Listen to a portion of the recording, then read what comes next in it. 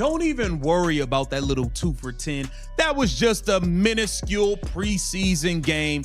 The GOAT is getting it right. She is in full force, and Raven Johnson comes out and admits Caitlin Clark is the GOAT. Things are heating up for the Fever. For the past 2 weeks, mainstream sports media has been pushing a highly manufactured and overly dramatic narrative. From studio desks, analysts confidently predicted that the Indiana Fever locker room was on the verge of collapse. They argued that drafting Raven Johnson was a major mistake, insisting that she and Caitlin Clark could never realistically or mentally coexist in the same backcourt. Every minor moment was dissected to support this storyline. Even something as insignificant as a missed high-five was treated like hard evidence. The so-called wave-off incident from 2023 was framed as an unforgivable issue that would derail the team's entire season. But then, in just 8 seconds of raw, unedited practice footage, that entire narrative fell apart. What had been built up for days was instantly exposed and shut down by the players themselves. Welcome back to WNBA Pro, where the focus shifts away from clickbait and toward real basketball insight. Today, we're breaking down the evolving on-court chemistry between Caitlin Clark and Raven Johnson, analyzing the tactical structure behind Indiana's 109-91 preseason win over New York, and examining the deeper roster dynamics that could impact the team moving forward. If you're here for shallow takes, this isn't it. But if you're ready for real, high-level basketball analysis, you're exactly where you need to be. Let's start with the cultural shift happening inside the Indiana Fever practice facility. We all know it. Let's take a look.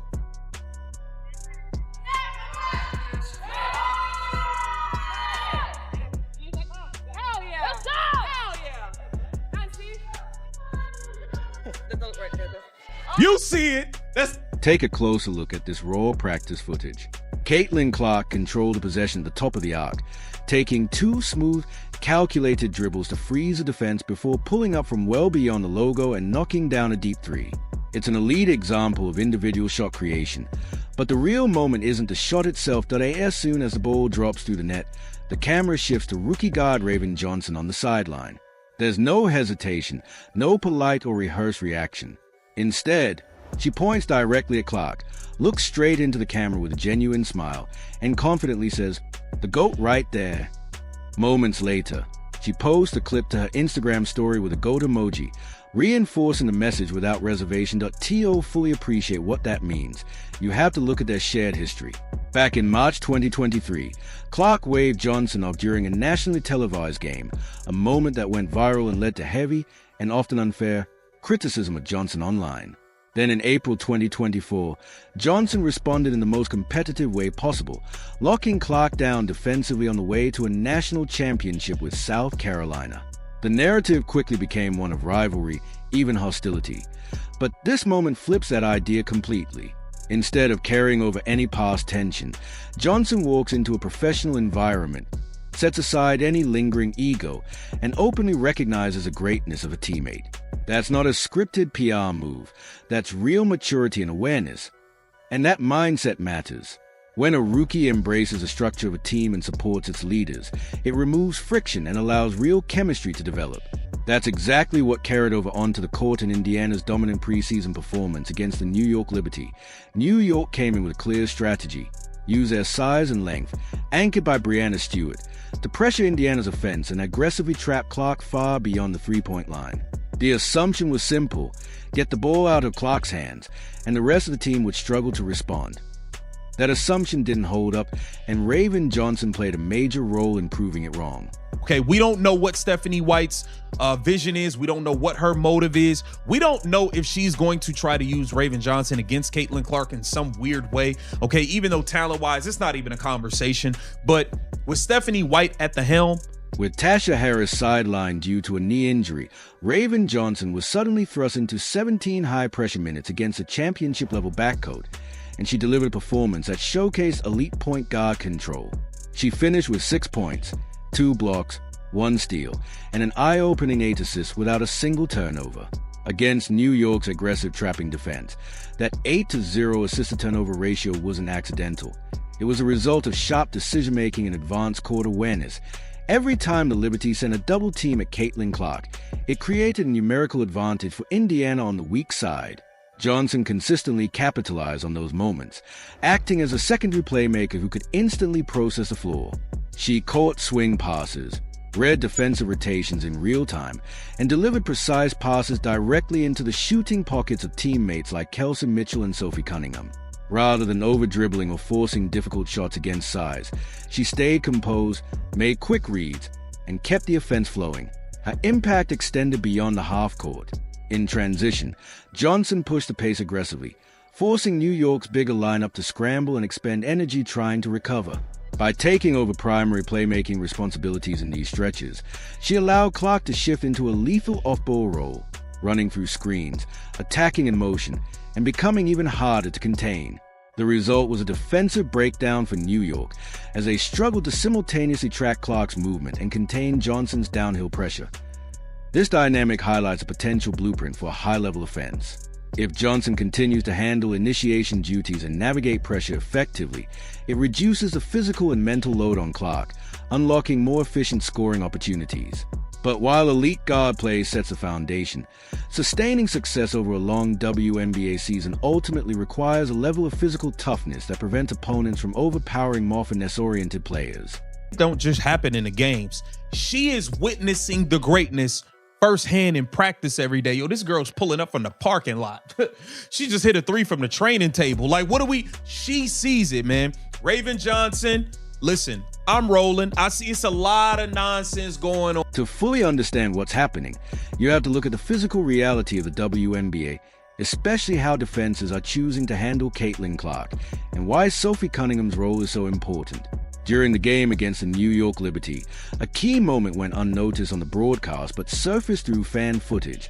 Breanna Stewart initiated a clearly non-basketball collision with Cunningham, stepping outside normal screening mechanics and delivering forceful contact well beyond the arc.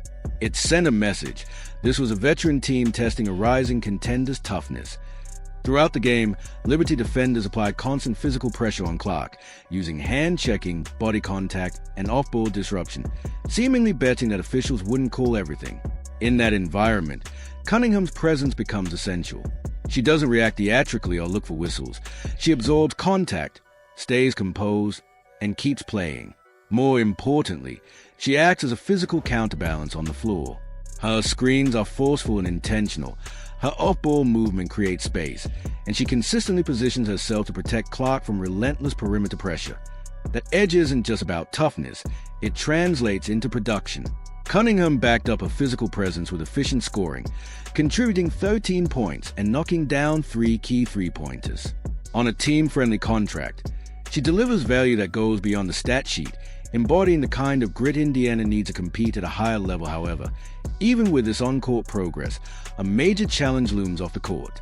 Indiana's salary cap situation is tightening due to significant financial commitments to its core players, leaving the front office with difficult decisions.